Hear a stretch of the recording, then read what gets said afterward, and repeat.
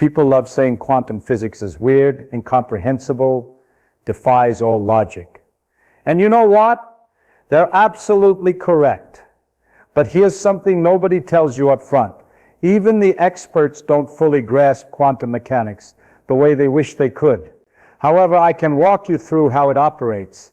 The mechanics themselves actually quite straightforward. Let me break it down for you. In our everyday experience, the world behaves predictably. Toss a stone through the air, it follows a clear trajectory.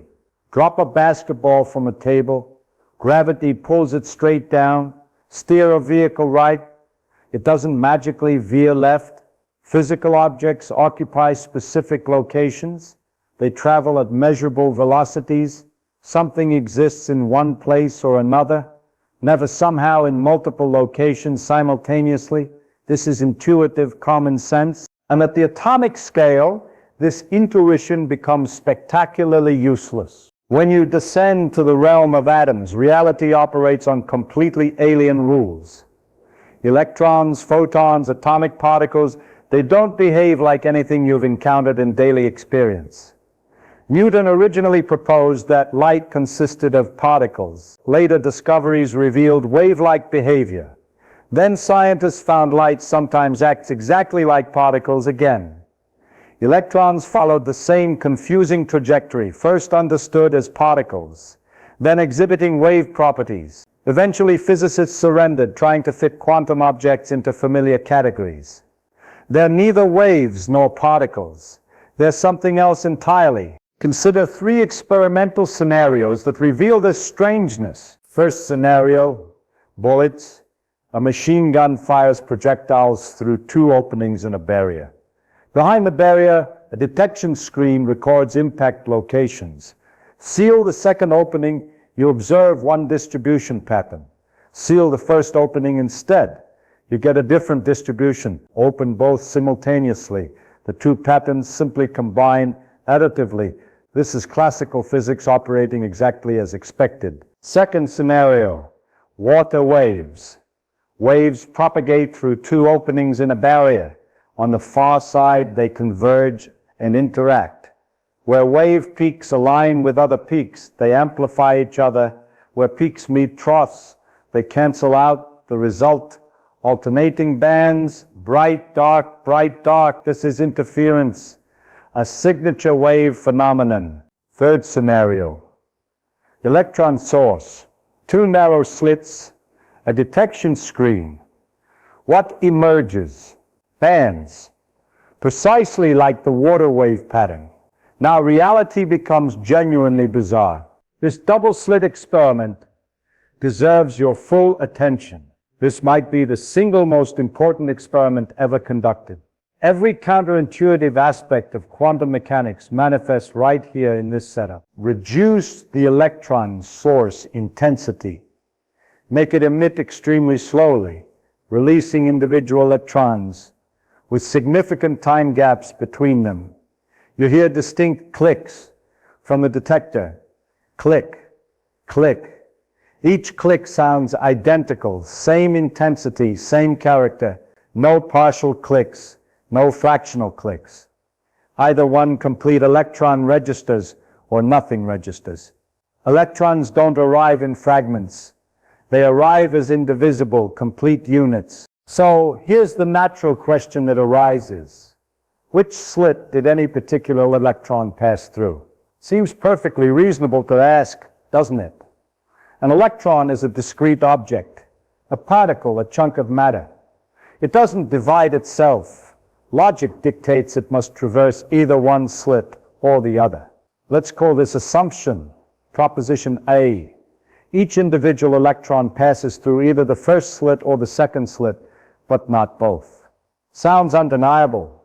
Must be true. Now observe what actually happens. Allow the experiment to run continuously, 1 electron at a time. Click, click, click.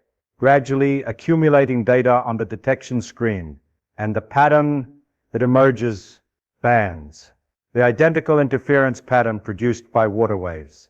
Stop and really contemplate what this implies. If each electron genuinely passes through only a single slit, What exactly is it interfering with? Think this through carefully.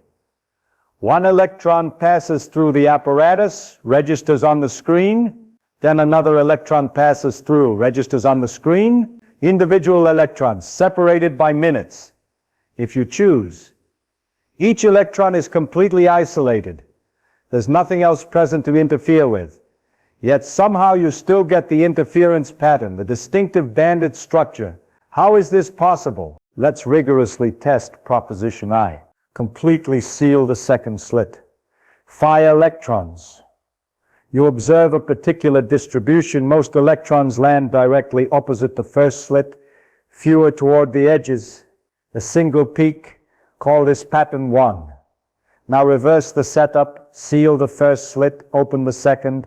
Fire electrons, you get pattern 2, a peak opposite the second slit. Now open both slits simultaneously.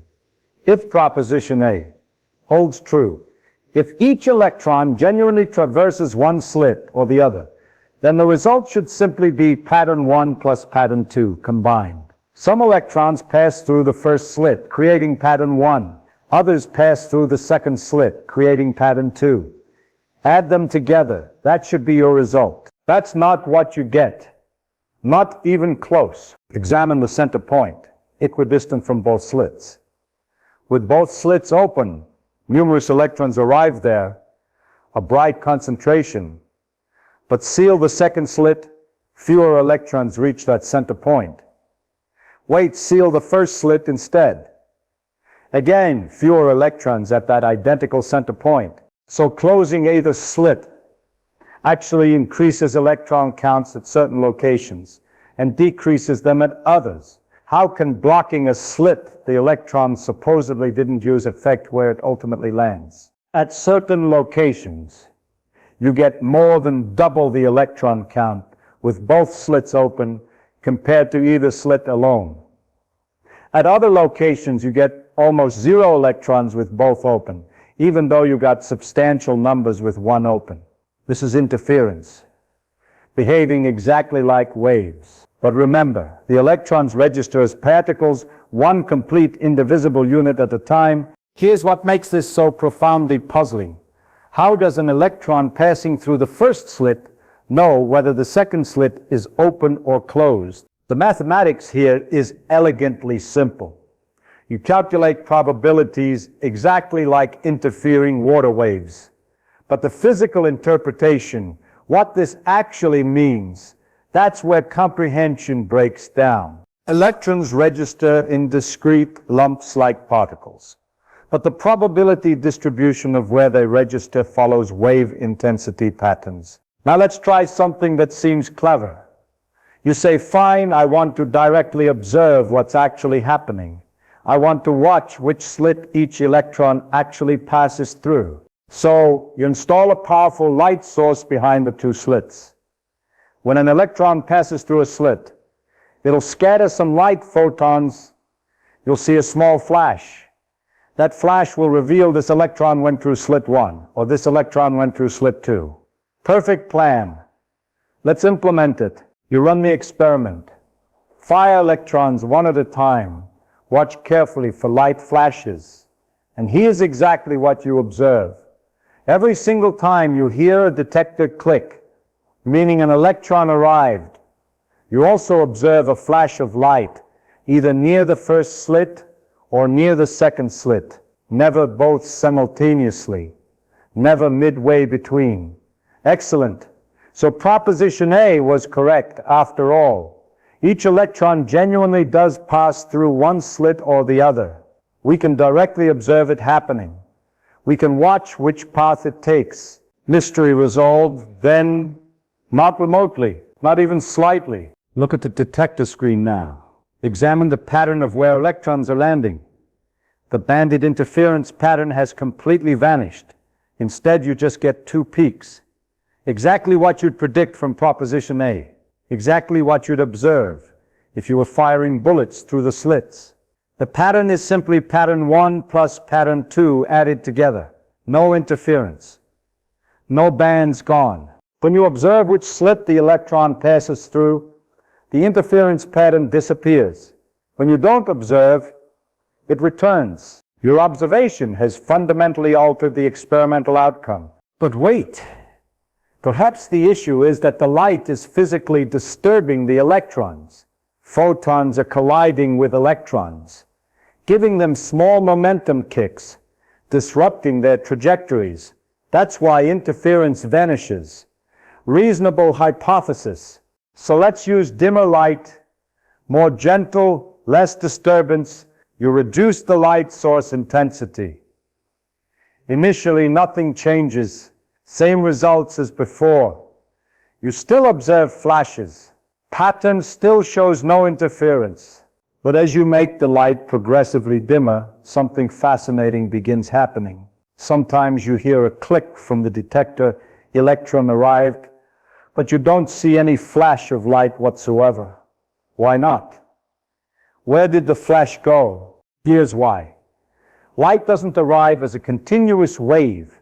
It arrives in discrete lumps too, particles called photons. When you dim the light source, you're not making individual photons weaker, you're just emitting fewer photons per unit time. The light becomes sparser. So, sometimes an electron passes through the slits, but there simply wasn't a photon present at that moment to scatter off it. No photon, no flash, no information about which slit. Now you can categorize your results into groups. Electrons, where you observed a flash at the first slit. These electrons land in pattern 1, a peak opposite the first slit. No interference. Electrons, where you observed a flash at the second slit. These electrons land in pattern 2, a peak opposite the second slit. No interference. Electrons, where you observed no flash at all. These electrons demonstrate interference. The banded pattern returns. Stop and genuinely contemplate what this reveals. Really think about it. The electrons you detected, the ones that scattered a photon so you could determine which slit they used. These behave like classical particles. They traverse one slit, you can identify which one, and they create a simple pattern. No interference. The electrons you didn't detect, the ones that didn't happen to scatter a photon, these demonstrate interference. They create the banded pattern. This isn't simply about physical disturbance from measurement. It's about information, about knowledge, about whether the path is distinguishable in principle. Try using even longer wavelength light now. Red light instead of blue, or infrared, or radio waves with very extended wavelengths. You try this experimental variation. As the wavelength grows progressively longer, something remarkable occurs. With very long wavelengths, the light doesn't pinpoint which slit very accurately anymore. Why not? Because when the wavelength becomes comparable to the separation distance between the slits, the light diffracts, it spreads out. A flash of light could have originated from an electron at either slit. You can't determine for certain anymore. And here's the remarkable correlation. As soon as you lose the capability to distinguish which slit, as soon as the information becomes unreliable, the interference pattern begins returning. Perfect distinguishability, no interference. Zero distinguishability, full interference. Partial distinguishability, partial interference. The correlation is exact and quantitative. The more information you possess about which path was taken, the less interference you observe. This observation led to a fundamental principle, the uncertainty principle. For this particular experimental setup, you can state it like this. It is impossible to design any apparatus whatsoever that will determine which opening the electron passes through without destroying the interference pattern in an essential way. If your apparatus is sufficiently precise to reveal which slit, the interference will be destroyed. If you observe interference, your apparatus cannot reveal which slit. You cannot have both outcomes simultaneously. This isn't a technological limitation about needing better equipment. It's fundamental to nature's architecture. Here's the rule. If you can determine which slit, no interference. If there's interference, you cannot determine which slit. You can't have both. Period. You might protest. but it must really pass through one or the other. We just don't know which. No, that's precisely the mistake. Assume it passes through one, but we don't know which. You predict two peaks. Wrong answer. Nature doesn't operate that way. The calculation method is actually simple. For every possible route the electron could take, assign a complex number. Imagine a little clock face. The electron leaves the source, travels to the screen. Thousands of possible routes exist through the first slit, through the second slit, even absurdly to another galaxy and back. Every route gets assigned a clock. Follow each path. The clock hand rotates. Calculate where it stops for each route. Add up all the clocks from all possible routes. The length of the total combined clock hand gives you the probability. Some clocks point the same direction. They reinforce. Some point opposite directions. They cancel. That's interference. Does the electron genuinely explore all routes? Really travel to distant galaxies? I think so. That's what nature tells us through experimental results. We know how to calculate outcomes. We consistently get the correct answer. But what it actually means, nobody understands it the way they'd like to. What is an atom? Positive nucleus, negative electrons surrounding it. Opposite charges. Attract, why don't electrons spiral inward and collapse? Classically, they should. A moving charge electron should radiate electromagnetic energy, lose energy, spiral inward catastrophically, but they don't. Why? The uncertainty principle. Suppose the electron sat directly on the nucleus. You'd know exactly where it is. Zero uncertainty in position. But then momentum uncertainty must be enormous. Large momentum means large kinetic energy, enough to escape entirely, so the electron compromises, stays some distance away. Some position uncertainty, some momentum uncertainty, some kinetic energy. Work through this calculation properly. You get an atomic radius of approximately half an angstrom, 1/10,000,000th of a meter. That's correct. And the energy required to remove an electron from hydrogen, about 14 electron volts, matches experimental measurement precisely. The reason you don't fall through the floor is quantum mechanical. To compress atoms closer together, you'd confine electrons to smaller spatial regions. By the uncertainty principle, momentum would increase, higher energy results. This resists compression. Matter has structural integrity because of quantum mechanics. Let me demonstrate why uncertainty is inherent to nature's structure. Think about a wave train with finite length. Try counting the waves. How many peaks? At the edges, the wave amplitude decreases. You're uncertain by approximately one wavelength. In quantum mechanics, wavelength determines momentum. So uncertainty in wavelength means uncertainty in momentum. And the wave packet length represents where the particle might be. Position uncertainty. Put it together. Position uncertainty multiplied by momentum uncertainty is at least a fixed constant. That's the uncertainty principle emerging from the wave nature of matter. You cannot have a particle perfectly localized with perfectly definite wavelength simultaneously, not because of measurement limitations, because of wave properties. Short wave packet, well localized, must contain multiple wavelengths, multiple momenta. Long wave packet, definite wavelength, spread out in space. Poor localization. You cannot have both. An atom can only possess certain definite energies, not any arbitrary energy, only specific discrete values. Why? Think of the electron wave confined within the atom. Like sound resonating in an organ pipe, confined waves have definite frequencies, resonances. Same principle for electrons. Confined to atomic dimensions, the wave can only have certain frequencies, certain energies. Lowest energy ground state. Higher energies, excited states. An atom in excited state eventually drops to a lower state, emitting light. The light frequency is determined by the energy difference. This explains atomic spectra, why atoms emit only specific frequencies, like 2 electrons. Scatter them off each other. Place a detector at some angle. You detect an electron. Which electron is it? The left one or the right one?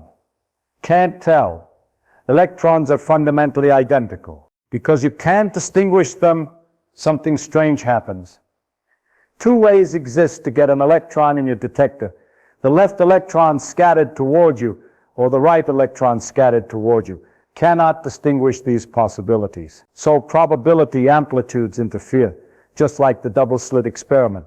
For electrons, when you exchange which goes where, the interfering amplitude acquires a negative sign.